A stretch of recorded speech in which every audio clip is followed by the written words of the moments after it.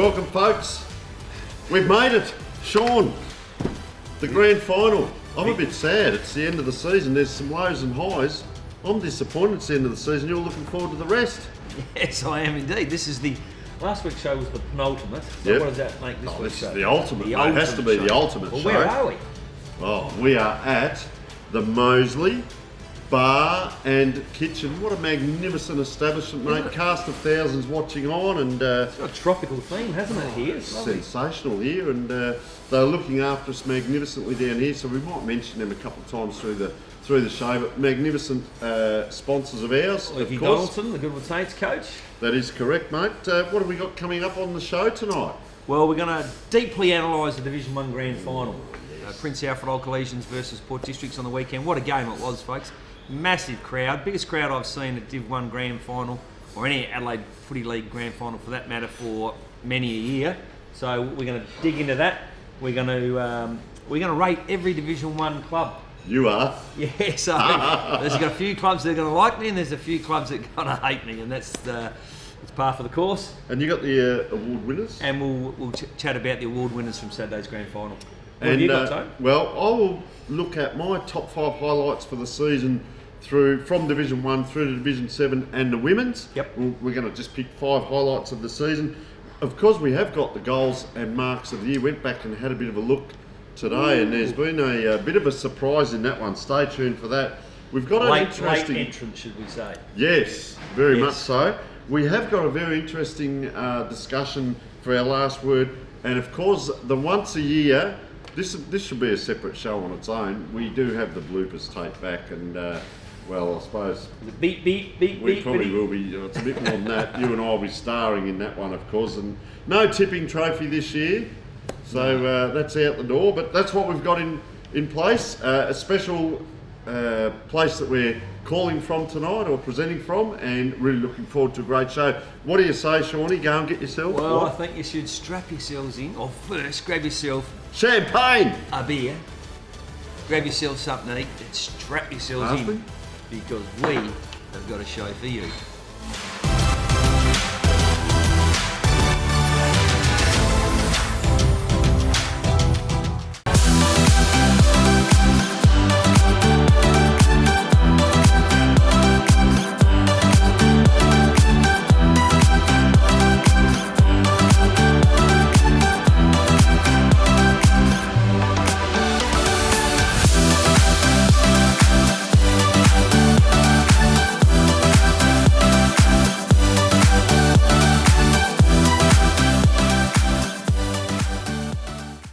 Well, of course it was the big Division 1 Grand Final down there at Norwood Oval, live streamed, commentated exceptionally well. Port District over Prince Alfred in the end. The lead at quarter time was 9 points. It was 24 points at half time, 24 at 3/4 time, and finished with 18-point win in the end of Port District. Interesting, Sean, the first half it was 4 goals 7 to 1 goal 1 Port District's way, and then in the third quarter both teams kicked 2 goals each, so really 0-all. And in the last quarter Prince Alfred kicked the 4 goals 2 to 3 goals 2, but it was all too late. She cried. 18 scoring shots to 10. Yeah, well, look, Prince Alfred Old Collection scored their first goal 4-minute mark, and it was Yes. an exceptional goal, Tommy Bartlett's goal. Yep. We'll show some vision of that, obviously. That was a fantastic smother, and wasn't then it? Yep. half volleyed the kick through. It was as good a goal as you'll ever see. I know, And I it's a thought, ripper. what a start for Prince Alfred. Well, they did not score another goal till the 10-minute mark of the third quarter. Wow. So it dried up considerably for them. Now, we know both sides have been strong, Port Districts in particular, defensively, the number 1 side all year. And so what was amazing for me watching the game was, look, I know you want to set up with a spare in the back half, and Yep. Tom Smush did an exceptional job for Port Districts with that, and for Prince Alfred it was Chris Curran, and he was also equally good. But what I found strange was that when you've got the breeze at your back, I don't understand why you go with a spare behind the ball and let the opposition rebound it. I just thought at some stage they'd try and play a front half game rather than a back half game, and that means try and equal the numbers forward of the ball. Because what was clearly not working for Prince Alfred was their ability to score. And they had the wind just on that, the first quarter and the third quarter. Yeah, correct. And in the first quarter they kicked 1-1, Port District 2-4 against the wind, and in the third quarter it was 2 goals each. And on that, Sean, we talk about coaching analysis and so on, and you can't play an AFL game plan here. You've got to water it down to a certain degree. But you look at Geelong, who are playing in the grand final this week. They talk about getting 18 players ahead of the ball on a throw-in or a ball up in the back line. They talk about getting 6-on-6 in the forward line and making people accountable, rather than this stuff about coaching about we've got to win it in the defence. Well, what's that say for your midfield and your forward line? What about your midfield winning it? Getting it into the forward line, don't mess around with it, get it through the 2 big sticks. So there's a lot to be said about that. We'll analyse this a little bit more as well, because I know you've got some more to say on this. Just quickly, our better play as well, Port District, Cooper Gaffney. Yeah, he won the medal for best on ground. The only player on the ground to have more than 30 touches. He had 33 touches, so a terrific game off the half-back flank. Spent a little bit of time on the ball late in the game, but predominantly back. And I always talk about this, both teams, you get remembered for being a good player on the big stage. Don't worry about through the season. When you get there, you remember your legacy is all about playing well on the big stage. And Mitchell Gaffney, Samuel McCabe, Trent Heffernan, Benjamin Gould, and we come across. So I'll make a couple of comments. So Mitch Gaffney had the job tagging Hayden Jolly. Okay. So the previous game against Goodwood Saints, he tagged Nick Favretto and did a terrific job. So the interesting thing was, who was he going to take, Trengove or Jolly? He took Jolly and did an exceptional job. Jolly had no influence on the game. Trengove still had his 25 touches, 17 tackles, Jack Trengove. So his game was still exceptional. But I'm just not sure whether Prince Alfred gave any consideration to tagging Cooper Gaffney. We knew he finished high in the medal. Sometimes you've got to play a sacrificial forward to cut out the running player, link man from the back half, and that was Cooper Gaffney and Tom Smush, particularly in this first half. I just thought, perhaps they might have put a saddle on Cooper Gaffney. We'll come to that in a moment, the coaching tactics on the day, because it's a grand final, nerves and adrenaline, but you've got to keep the coaching hat on. Of course, one's a playing coach, one isn't, but support on the bench. We go across to Prince's better players, Tom Sumner, Mackenzie Slee, Chris Curran, Jack Trengove, as you mentioned, Lachlan McNamara. So the other thing that I noticed in that, the third area, there were 6 goal scorers for Port District. Prince Alfred couldn't get going. They only had 4 goal scorers on the day, and Trent Bartlett kicked 3 of the 7. Tom Bartlett 3, Sorry, Tom. So who did I say? Kevin. Trent, I think he said. Tom Bartlett, sorry. So Tom Sumner was terrific. He's duel on Gavin Shepherd, centre back, centre forward, was terrific, and I thought he played a top game. Mackenzie Slee equally. He was started back where he played most of his footy this year, and then went forward and on ball. Thought his game was really good. Chris Curran, he played as a spare in the back half for most of the game and did that exceptionally well. Jack Trengove, I mentioned, played well. Lachlan McNamara, yes. And the one who doesn't get a mention, who should get a mention, and I know he deliberately tells Prince Alfred to leave him out of the best players, but Craig Pitt, as the playing coach, would have been very high in the best players. He had 25 touches. The thing that I just couldn't grasp watching the game, and there's no point after the event going, what ifs? They'd had a dress rehearsal 5 weeks earlier against Port Districts in a close game, and when we called that game, we mentioned that the lack of firepower in the front half was killing Prince Alfred. Please, Craig Pitt, go forward. You're the one who can turn the game. He went forward and nearly stole the game. Saturday, grand final day, he played on ball all day. They were crying out for Craig Pitt to go forward. He finally went forward in the last quarter, kicked 2, missed 1. I just think it was a wasted opportunity that he's terrific around the ball, but I think they could have covered him there with a McNamara off the wing, put someone else on the wing. Craig Pitt, it would have been a very difficult match-up for Port Districts. Well, they won the quarter, having said that, with him going forward. So I'm going to go through some dot points with you, and for the viewers out there, just your analysis, that's what we're here for. First of all, the pressure on field. Yeah, terrific from both sides. The tackle count was amazing, whereas I've got the tackle count here. 113 to Prince Alfred, of which I mentioned Trengove had 17 alone, and 96 to Port District. So I thought the tackling game from both sides was exceptional. All right, just a quick one. The total freeze, is that correct? 9-5, yeah, very low free count, isn't it? Yeah, and I did mention a couple of times, I think, that the umpires were letting the game go, which we all liked that at finals time. So, yeah, I thought the umpires did a good job.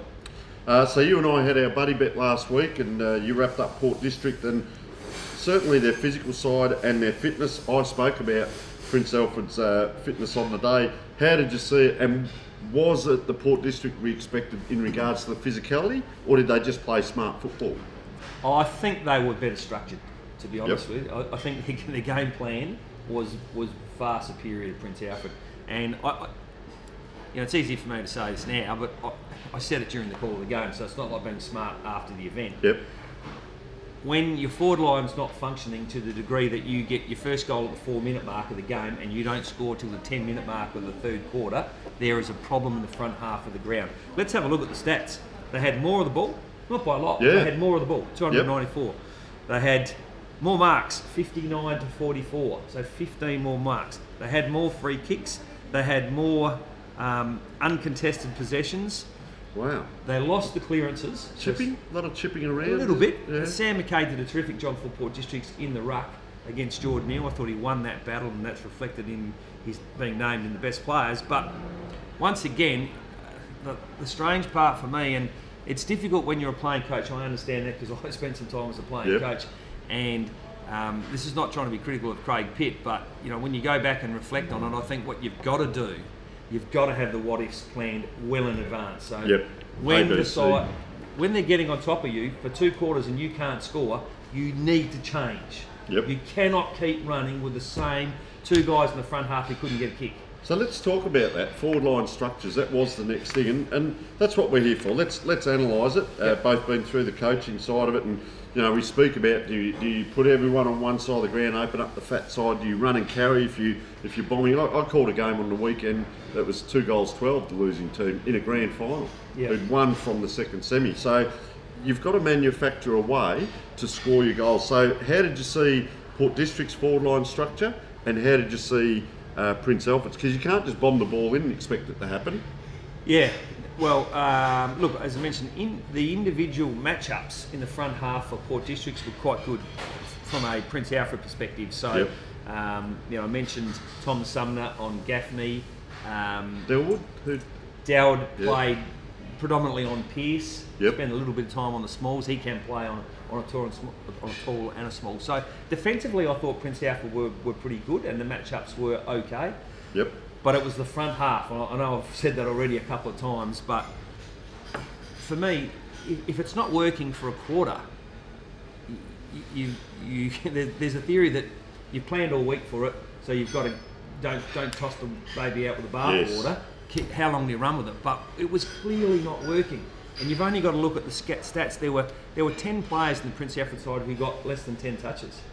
So if you want to know the difference between the two sides, the top 10 players at Prince Alfred are better credentialed by a long way than the top 10 of Port Districts. Wow. No question. But for me, the bottom, the last 3 or 4 picked in Port Districts were better than the last 3 or 4 picked for Port. Even a stretch throughout. I think the ability to be able to structure up their back half, their defensive action behind the ball, was far superior to what Prince Alfred did. So let's talk about that from a coaching point of view, because my next point is coaching, decisions under pressure and tactics. Just come back one step there, how you were saying, okay, have a second or third option. All teams in all leagues, you get 18 or 16 home and away games, and the games throw up. You might only win one quarter and win a game, or you might have these sort of events happen. You've got to go back and call on that and say, what did we do in this situation? What did we do in that scenario? So by grand final day, you've got pretty much everything plugged. So let's come to the coaching. Decision, there's a difference between coaching and barracking, and when the game's on the line, decisions under pressure. So you've got a coach on the bench, Josh Ramsey, and you've got a playing coach with support on the bench. And when that decision's made, it's got to be right there and then. It can't be, well, let's wait another 2 or 3 minutes. It's a grand final, and maybe some of the tactics that you noticed. Okay, so let's start again with the first half of the game. Both sides playing sweeper behind the ball, Curran for PAC, Smush predominantly for Port Districts. Both playing very good roles for their sides. Port District's got better value from Smush because they were able to penetrate at the other end of the ground, whereas PAC weren't able to penetrate their front half of the ground even when they had the wind because they were outmanned, and the personnel they had in there weren't able to take a catch. So I just wonder, was any consideration given to one out? Clear the forward line out, get the tools out that can't take a catch, and put a small running player. Put Trango to full forward, put Mackenzie Sleed to full punch and run, and let him beat the big bloke. I didn't see any of that. Wow. So what I did see was, after half-time, a change with a couple of personnel. Campbell Wildman went forward, Mackenzie Sleed went forward, and they certainly made a difference. But the glaring omission was the coach.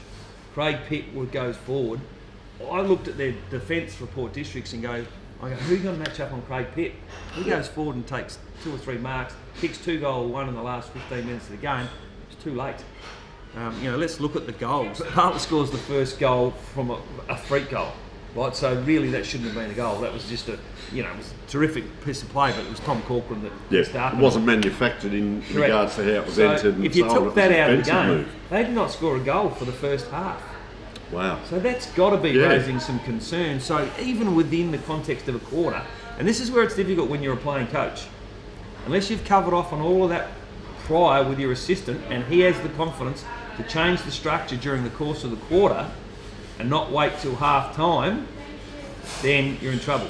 So at no stage did I see them change the structure, but I did see them change the personnel, and that was effective. Now, with all due respect to Prince Alfred, because this may not have happened, however, I've been in a situation where I've been a bench coach with a playing coach, and I've seen people crumble on game day. So you get players don't perform on game day, you also get people on the sidelines or in the coaching area, they also crumble, they can't think their way through it. I'm not saying for one moment that happened at Prince Albert, but it can happen. Now... I don't know any of that. I don't know the dynamics. What was covered off on... inside the white line. When I was a playing coach, someone taught me very early, and not just when you're a playing coach, when you're a non-playing coach, the what-ifs in the planning are critical. What if Port Districts get on a run and kick the 2nd, 3rd, 4th, 5th goal of the game, and we have scored 1 goal that's a fluke? And our forward line can't generate a score.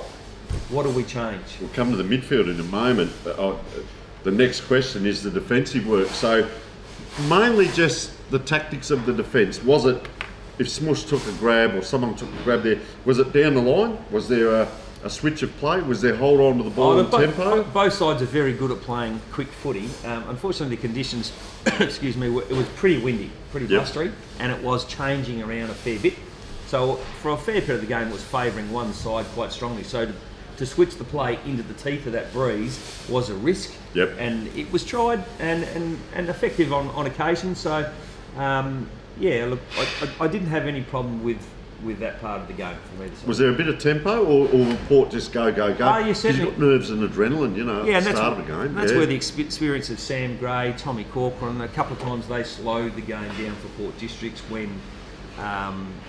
PAC got on a roll. You look at the last quarter, and PA scored 11th, 12th, 13th, so 3 goals in a row, and got to within, I'm going to say, 2 goals. And then, then Port Districts are starting to panic. 3 goals in a row. If they keep this, if they get one more, they are well and truly in this game. And then Daniel Passaniti scores a goal for Port Districts. Trent Heffernan follows it all up, and it's all over. And young Daniel Passaniti, just on that, we don't mention his name a lot in regards to the best players and so on. There's probably 6 or 8 of them that you mentioned there that support the team. He chips in with 2 goals on a grand final, and he's been around the club for a little while. We know the family quite well, so congratulations to him as well. You play your part, you play your role. That's important. The next question I was going to ask, the battle of the midfields, and did it happen? And exactly that, Sean. All of a sudden, Prince Alfred get a couple of goals. Do you stick to your own game plan as Port District and just say, well, it's got us this far, let's keep going? Or do we say, hang on a minute, let's go man on man? Do you start to react to what they're doing, or do you stay strong with your own? Did the battle of the midfield actually happen? Well, I think you've got to be careful you don't become pig-headed. If you go in with, we'll play our game, and whatever they do, they do. Lack of accountability. I think you have to have, you have to have gone in with, what if Cooper Gaffney gets off the chain and starts hurting us? 33 touches out of the back lines. You'd seen enough of it during the year to go, danger. Maybe we play a defensive forward on Cooper Gaffney. I mean, I screamed for that 6 weeks ago. Try and take him out of the play, hold him back. I didn't see it happen at any stage. So that's one thing. The actual on ballers was a good battle. So Trengo versus Sammy Gray. Both had a lot of the ball. Sammy Gray's 27, Trengo 25. Good battle. They looked like they knew each other from when they were at Port, and I really enjoyed that battle. As I said, Mitch Gaffney makes the best players for Port Districts again for his role on Hayden Jolly. Could they have done something different with Hayden Jolly? Could he have gone back? Could he have gone forward? He did go forward at one stage. And then, as I said, Craig Pitt played pretty well on ball. But the clearances were in favour of Port Districts. What was it? Over here, I reckon. Yeah, 39 to 24. So that's a reflection on Sam McKay. He took quite a few of them himself. But that's a massive difference. And you wouldn't have picked that with Pitt, Trengove, Jolly. You wouldn't pick that they would get smacked in the clearance stats. All right. Overall, look, I think Prince Alfred did a mighty job in the second half of the season. They had belief. They knew they could do it. They got to a grand final. Good on them. Port District, what is it, 30 years, exactly, is it? Yeah, so, and we've seen all the celebrations. Just a quick overall, where was it, I guess, lost and won? Probably some of the tactics lost it. Yeah. And it was won through weight of numbers, physicality. What would you put it down? Well, I think the thing is, when you're a coach and you lose the grand final, you've really got to spend some time analysing it. Craig Pitt's had a bit like Jade Sheedy at Woodville West Torrens. He comes in and he wins 2 grand finals, and how easy is footy coaching? We're just trotting along. He comes in the first year and they win it last year, and this year they give him credit, 12 players or whatever it was that moved on, or 8 players that moved on from last year, so their whole forward line had to be restructured. So halfway through the year, they looked like they were going to get relegated. Yeah, not talking about that. Yeah, not that he thought that, but it was in a tight competition. You probably never think that. But so I give them great credit. They came from 5th, so they won 3 finals before the grand final. So that is a good achievement. But again, I'll say this, and we'll talk about the rest of the teams in the competition and who achieved or overachieved and who underachieved. With their list, man for man, you go through the record of the players in the Prince Alfred team, and it is far superior background to Port Districts. Wow. Okay. Well, you see a lot more so of it than I do. Top 10 players, AFL, when you talk about personnel, so where did it get lost? For me, I've already mentioned where I thought it fell down, and that's, you don't always get it right.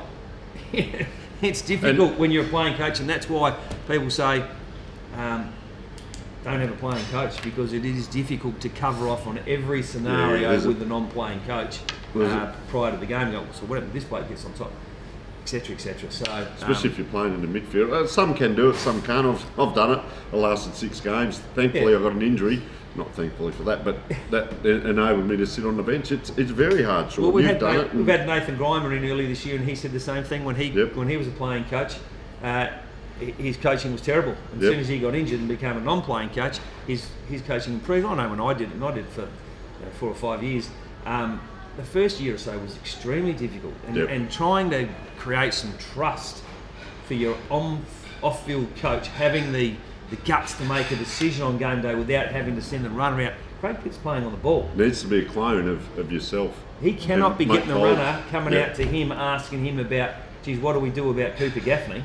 He needs to be able to pull the trigger during the game. So, we don't know exactly what went on behind closed doors, and we're not trying to be smart after the event, because these calls were made during the course of the game. You're at the game. You see them week in, week out. Look, mighty job, I say, by Prince Alfred to get there. Well done to Port District. If we analyse their game, what they did to win a game and to win a grand final, because you do have nerves and adrenaline. And I've been asking coaches in recent times, leading into finals, when you have a thoroughbred and you don't leave it in the top paddock, do you let them all go out and just let them run wild, or do you try and keep them calm for that first 10 minutes or so? And to see Wayne Johnson on the footy show, he said, my best was early in the game, and I just got the touches and away I go. So there's many different theories. Let's go off ground very quickly, because it was a sensational day. The league must also massive crowd. That was what I was coming to. Right. The crowd, was it 50-50? Was it more No. Port District? I saw a few thank yous up on some posts there, but it looked like a sample crowd. It was massive. I don't know what the official crowd was, Cool. but the Port District's contingent was overwhelming. Look, there were some pretty emotional scenes. We haven't touched on the fact that Sean Davidson got injured early in the third quarter, the captain. Oh, really? Okay. I don't know what the injury was in the end, whether it's collarbone, shoulder, or whatever. It was obviously shoulder.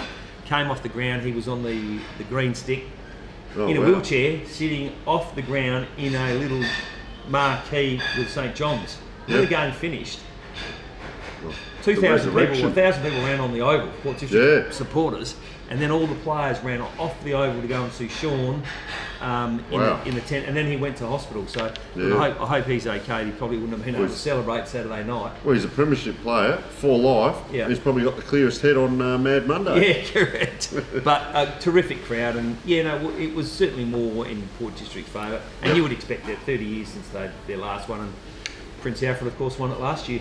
All right, well, thank you, Sean. As we say, mate, we're here to analyse, and you guys see it every week, and we do the good, the bad, and the in-between. And congratulations to Port District, commiserations to Prince Alfred. They're second on the ladder.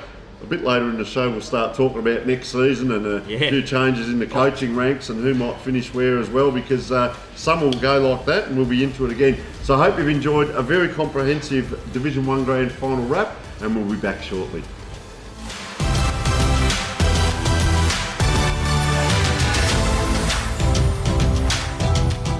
G'day guys, the Simon Black Academy is all about education and sport. Our partner in education is Torrens University, where our students either do a 1-year diploma course or a 3-year Bachelor of Business.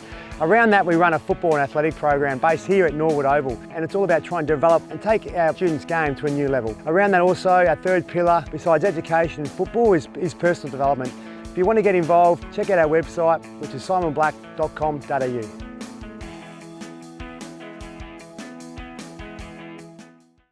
Welcome back, folks. We are now going to venture into some uncharted ground. We're going to have a look at Tony's top 5 highlights for the year. What have you got, Tony? Well, season 2022, it gave us so much.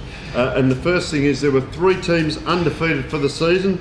Division 7 Greenacres, very well done. Division 6 Trinity Old Scholars, very well done. Division 3 Golden Grove, very well done. My second point, Greenacres are back as a club, which is fantastic to see. They not only got themselves up and running, they've won a premiership, so they're building strength. Yep. And also, Pembroke broke the finals hoodoo. Yeah, what I like about Greenacres, and I haven't looked at them in depth, but sure they've recruited some older players from Broadview that have played in the lower grades, and some really good players from Broadview and Gazer, but I think they've injected some youth in there as well, haven't they? So they've looked at the future of the club as well. So yeah, hopefully that all bodes well for Greenacres in Division 6 next year. Yep, and Coach came on and represented himself very well and represented the club very well in an interview earlier in the year. I hope, a bit like Glenunga climbing up through the grades, I hope that some people can look at this and say there's the template. We saw Portland get back going again. The team I think that we're looking at for 2023 is Will Smithfield get up and get going again, and there's a template to say, well, maybe you start in Division 7 and just get it up and going, and away you go, so sometimes you've got to go backwards to go forwards, don't you? Exactly right, but they are back. The people, the old players come out, the past players and everything, support, fantastic. Third point, women's footy. It went up a few notches. I was astounded when we went out and did the night game, and speaking to some of the players around the traps over the weeks, just how much better it's getting. It was always a good game, but it's just getting better and better as a spectacle. The skill, the development, the growth continues. We're now seeing senior players in senior football that have started the same as the boys have at 5 or 6 years old with a footy in their hand, and that's showing in the way they're playing the game. So we're also seeing some great battles with game adaptation and tactics. It's not just the old hold the ball this way and kick it to there and hope. There's actually a lot of tactics going on, and the game itself is growing. So well done to the women's footy overall. I'd just like saying that the women's footy represents an opportunity to actually go from grassroots, the Adelaide Footy League, to AFL far easier than in men's footy. Yes. So if you can get playing really good footy at the grassroots level, you can find yourself accelerating through the program pretty quickly. And we've seen some of the young girls, 15, 16 years old, playing sample football and playing at a very good level. And we also see some of the girls at 35 to 40 years old playing in the Sample and the Adelaide Football League, which is, we sort of wish if only, and they all smile and enjoy it. So well done to women's footy, bit of a cheer there. Yeah, cheer up.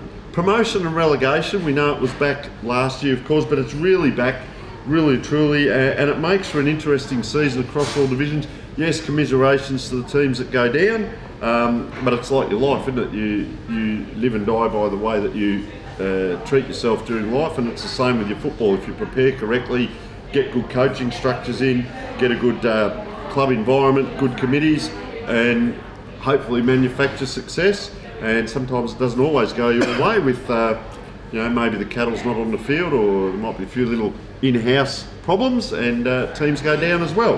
Well, we often talk about how do you define success, and the beauty of the Adelaide Footy League is you can define success as being finishing second if you're in Division 2 and below and going up. And equally, you can define non-success as being two sides are getting relegated. So in every season, 4 out of 10 teams are in that window, whereas in all the other traditional competitions, if there's no relegation, it doesn't matter, and there's only one winner. So we've got 2 winners and 2 losers out of our 10 teams. Very well analysed there, Sean.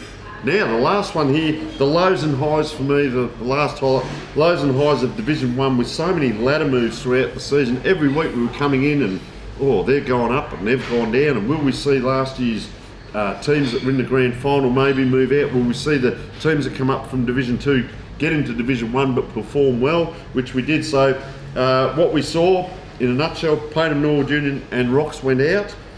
These were the lows and highs. Glenunga were formidable and they're building, so they really held themselves strongly in Division 1. Prince Alfred, their second half climb of the ladder, and Port District, of course, premiers. So that is my top 5 of the league. And Sean, you're going to do a Division 1 report card. I am indeed. So let's get into it, eh? Well, I don't know about let's. You always put the hard stuff on me. No, come on, you see the games. All right, let's have a look at it. So, tell it how it is. Port District's finished top of the ladder. I gave them an A+. Oh, okay, very good when they go home to mum and dad. I think they only had 3 or 4 losses for the season. So Josh Ramsey's first year at the club, so come from 7th, I think, the previous year. A+. Second, PAC. I gave them a B+. A bit stiff not to get an A, but just a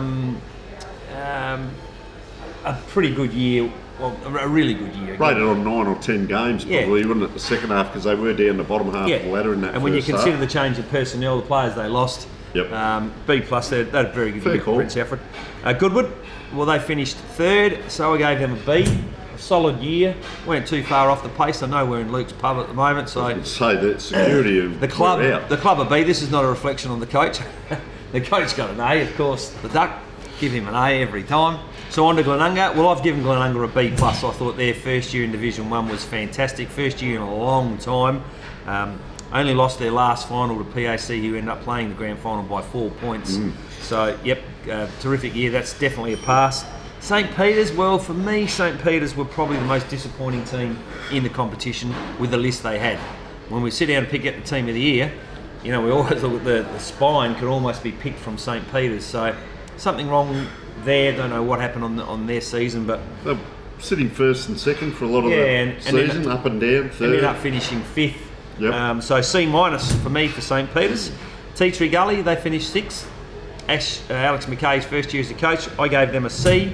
Brighton, they finished 7th, I gave them a C-. Old Iggy's, they finished 8th, I gave them a C+. They were up and down, weren't they? They were so strong in the middle. First year, in the end, just hung on, but enough to get a C+. And unfortunately for Ross Trevor, well, they got a D, and Payneham Norwood Union got a D-. Wouldn't that be F? F fail. F for fail, because they're going down to Division 2. No, you're picking it, mate. It's the world we live in now. Nobody fails. All right. Nobody fails, I like Tony. Everybody in one piece. Everybody passes. But so that's it for Division 1 scorecard. Any clubs coming up, or we'll save that for later on down we'll save that for later on, I think. Wait and see how their pre-season goes and if there's any player movements. Yes. All right, very comprehensive, Sean. Very well done. We'll be right back in a moment, folks.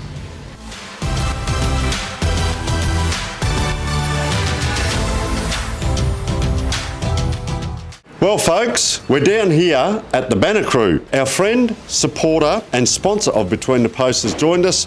Welcome, Jason Goods. Thanks, Tony. Nice to be with you. What can the people out there expect to buy from the Banner Crew and get looked after? Pretty much anything that you can put your club logo on or a message from the club, whether it be, like you mentioned, a marquee or a flag or an A-frame or a banner, a stubby holder, a pen, anything like that, anything that you can pop the club branding on. Everything's customisable. So basically we've got an in-house design department with 2 graphic designers that can work toward getting the message across that you're after. We're down here at 318 to 326 St Vincent Street, Port Adelaide. Jason, thank you so much for your support. Alrighty, folks, it's time now to have a look at Dartfish. Yes. It is a growing phenomenon, isn't it? It's just getting bigger and bigger each year. What do you got for us on Dartfish, Tony? Well, first of all, Sean, thank you to all the clubs once again that assisted our cameramen when they come out, or camera women. Yeah. A little bit of scaffolding, a little grandstand, the back of the ute, whatever it takes. And the commentators too. All the clubs are looking after us with food and drinks now and giving us great vantage points. So thank you. And with 67 teams, you're looking at over 35 games filmed, because of course that's 70, but we go into the women as well. We do some B-grade games and so on. So it's growing as people are becoming aware of what you can utilise the Dartfish for. It's not just to film a game, it's assisting coaches with coaching and feedback. We've seen the software now, the graphs, you can break down time in possession, where you might have fallen over, where you might have done well. So I guess from a coaching point of view, also talking about the Sportal scoreboards, imagine being able to put your Dartfish data up on your Sportal scoreboard during training and give feedback. Unbelievable technology. If you could put those two things together. The one thing I will say is, I'm not sure everybody quite appreciates this yet, but this one thing Dartfish has done is it's given it the coaches a great tool to be able to examine the games, but it's also added time to the coaches' working week. So please understand, that the coaches, by the time they review the game they played and stop it and start it and edit, there's 3 hours, and then they look at the opposition game the next week and there's another hour, and if they edit it and that sort of stuff, it's another 5 hours to the workload each week. So if there's someone who's got some IT skills at your club, try and tap into them is what I'd be saying. But it's a fantastic resource, and I'll tell you what, Tone, it is pretty easy for us to identify with which clubs are successful simply based on which clubs extract the most information from Dartfish, and it's glaringly obvious. If your coach is not using this stuff, there's a fair chance that you're not going to be successful. We talk to a lot of them through the week. Women's coaches, we're talking with women's coaches, we're conducting interviews, we're going around talking about other things off air, of course, and we're always hearing about Dartfish. The other side of it is, yes, the Division 1 teams are using it, Division 2, Division 3, some of the teams that were in the finals through the lower divisions. We had Flinders Uni on last week in Division 7 talking about how much they utilise it.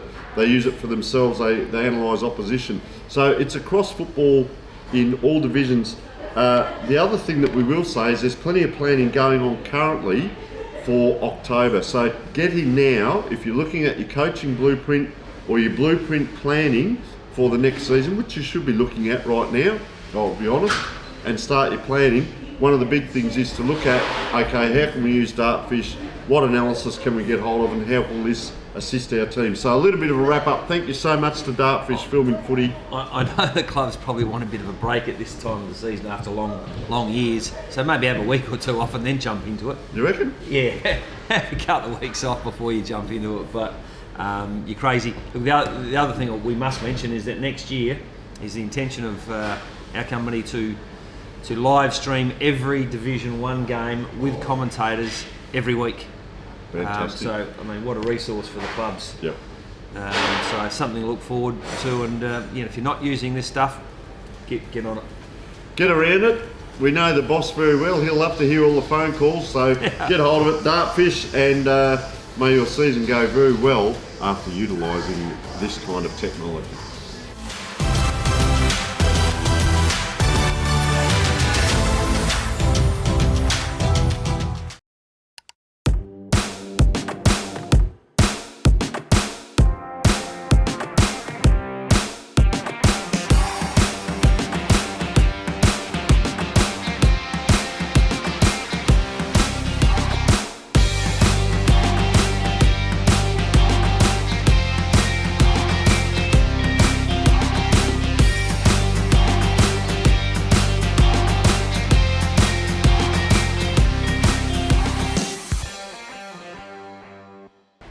folks, it's time to get to the pointy end of the season. Have a look at some of the highlights. So, Tony, what have you got? You've got the goals of the year. Yes, I have got the top 5 goals plus the winner. Oh, plus so the there's winner. 6. So there's a little bit of a secret there. Yeah, 4, 5. Yes, sir. Right. Okay, round 1, Daniel Clues, Athelston. And the reason why this was in there, you've got to go back and see how the goal was manufactured. And it was team input and pressure from the opposition kick out. The positioning, they kicked it square, then had to do a couple of side steps to finish. Magnificent goal, young man. Round 4, Shane Harvey, Brighton. Oh. Unlucky not to win this one. Where he started from, you have to anticipate the hat kick out of the pack, then your decision making. Red, do I hold ground? Yellow, maybe I go. Green, do I just take off? Which he did. The teammate, it was a kick to space and to advantage. Then the confidence of the young man, he had speed, he ran away from 2 players, got himself into a position to kick, he had 2 bounces, then there's pressure on the kick, guess what? Delivers on a team goal from the half-back line. Very well done, Shane Harvey. Round 5, Tim Baccanello, the cream rises to the top. He was on the run, tight angle, he went the boundary side of a pack. Guess what? Sausage roll. Magnificent Tim Baccanello. I'd hope so, because this is the goals of the year. It is too. And then we come to another team leader, John Giannini. Gia. Paynham Norwood Oh, Union. I love this goal on the boundary line, the check sider. So he receives it, he does a clever fake handball, looks inside, he steadies, and then does the check side. Guess what? Straight through. He always knew he was going to kick it. He was never going to give it off. He won't kick another one like that in the rest of his career. How did he not get the goal of the year? Wouldn't even do it at training. No. Well, you wait till you hear. Round 16, Alex Burgess at Old Iggy's. Now, there was, young man, a touch of arrogance here. Does a beautiful run around the boundary. Just before he gets to the goal square, the big arm goes up and he waltzes in for the goal. It was a great goal to see. But the winner, Sean, and folks out there watching, the grand final, you have to stand up to be counted. Tom Bartlett, forward line pressure. But when you watch the clip, have a look how far he ran from to get that forward line pressure in. 4 minutes into the game, if you don't mind, Tone. Oh, if you don't mind, fantastic. Desperate smother, then the ball pops up, doesn't take it in the hands, left foot, intentional kick, mid-air, couldn't have crafted it any better, sensational goal, and he meant it. Some so that is the winner. Some say he went out with the intention on Saturday to kick the goal of the year. Who are the some?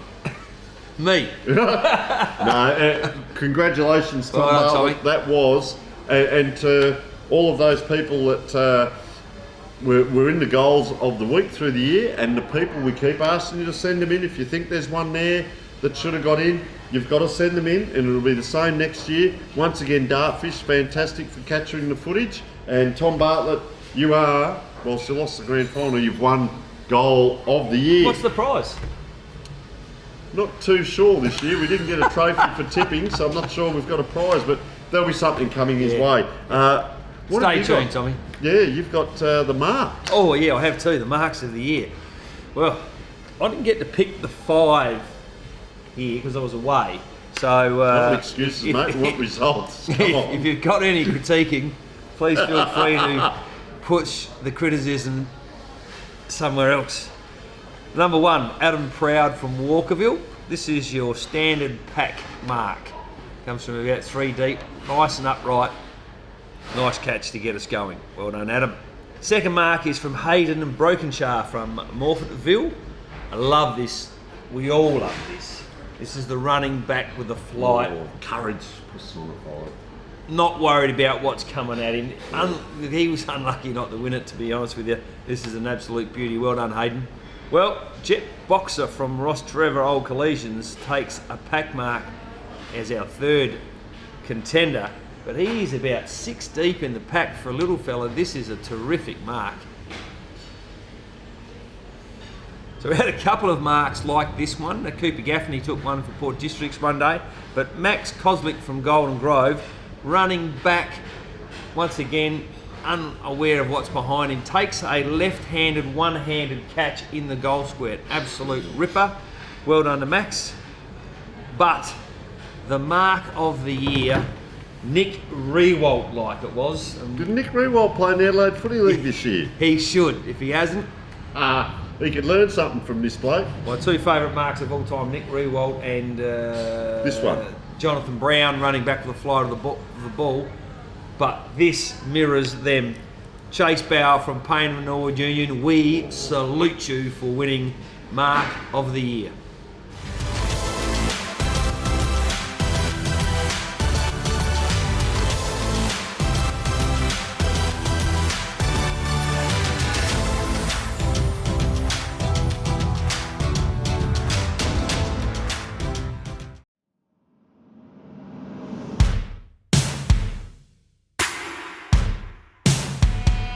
But Mahuda goes all the way. Where again, Mahuda? Good grab by Anjana, then Crone late. It's Anjana the Grey. Anjana. Hillholders went home best. Life on the wire, Twitchy Frank.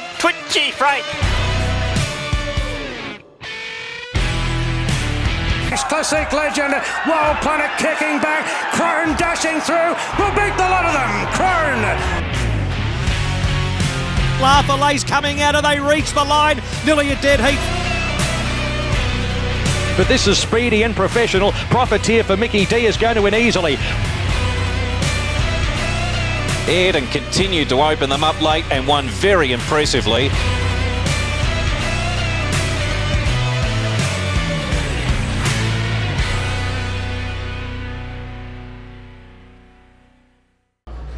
Welcome back, folks. Well, we hope you've enjoyed tonight's show and the shows that we've put on through the year. We thank the Mosley Bar and Kitchen very much. First of all, our broadcast game next week, Sean. No, it's all over, Tone. We're no. going to have a rest. I'm going to just go and sit at a footy oval somewhere, toot the horn a few times and hope that the goalposts right, because I have noticed the cricket pitches, they've started rolling them and getting them prepared. But in all seriousness, it's been a fantastic season. You've got some thank yous there, Sean. We have, and we want to thank everyone really that's contributed to the show. Let's start with a few names. Tommy, our producer, has done a terrific job, overlays the footage so that you don't have to look at our heads all show. So you probably want to thank him and Alejandro, who filled in on occasions. Phil Herden filled in for me and Tone for a few occasions as well. We want to thank all of our sponsors. There's too many to name at this particular moment in time, but we want to thank all of them for their wonderful involvement. We want to thank the Adelaide Footy League, in particular Dee and Tony, for all their help. All of the guests that have given their time to come on the show and the clubs have been terrific in giving us information and guests, so we thank you. But I guess most importantly, we want to thank you, the viewer. Without you, we don't have a show, and we are really appreciative of you tuning in. If there's anything you think we should do to improve the show next year, well, email Tony, because I am going on siesta. No. We've enjoyed bringing the show to you. We hope you've enjoyed watching it, and we look forward to seeing you again in season 2023. And yes, Tone? Whatever shots you may take over the next 6 months, May they go straight between the posts.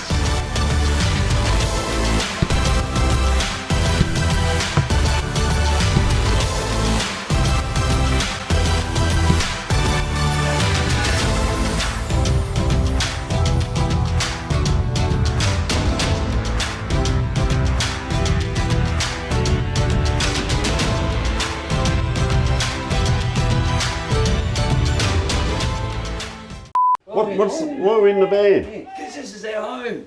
Oh. This is our home all over America. We need food. Breakthrough Mental Health round, I believe. Breakthrough Mental Health. The sponsor is Division 2. Yeah. It is Breakthrough Mental Health, but it's not round. There's voices here. Yeah, I saw round. So we'll move on to Division 2, which is the Breakthrough. When you're ready. We'll be in there. We'll be there. Yeah. We'll be in Glenside soon. John, first of all, welcome, and your title, please. Oh, thanks very much, Tony. My name's John Mannion. I'm the Executive Director for... I've never ever got that wrong. Hang on a minute, yep. Righto, Alejandro, we'll just cut that bit. I can hear the ocean. across the whole ground too, and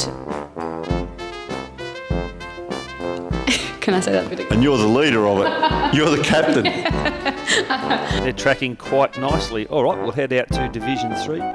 Excuse me, which is the Sip and Save division. No. Did I miss? Division 4. Oh, that happens every week. I miss a division. Not every week. So that was Division 5, and that was a fuck off. Anyway. Does that say record? I think so. There it is. Yep. You're dealing with two people with glasses here, Alejandro. Yeah, that aren't wearing. Oh, I'm not. Am I bringing it back? No, I didn't see him. I was looking at my words. Well. One. Rap. Is our producer gone to sleep?